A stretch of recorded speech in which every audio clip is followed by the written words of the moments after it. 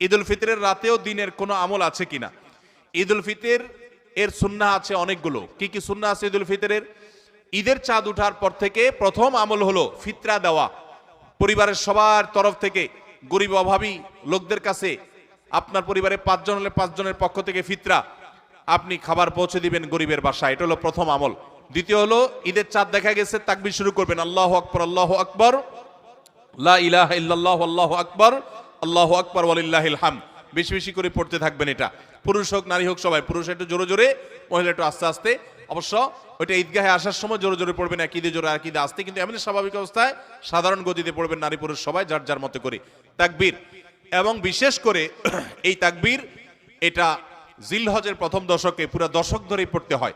যাই হোক, এই ঈদের চাঁদ ওঠার পর থেকে ঈদের নামাজ পড়তে তাকবীর আমরা শেষ করে পড়তে থাকবো। তৃতীয়ত হলো মেসওয়াক করবেন। 4 নম্বর হলো গোসল করবেন ঈদের দিন উপলক্ষে। 5 নম্বর হলো সুন্দর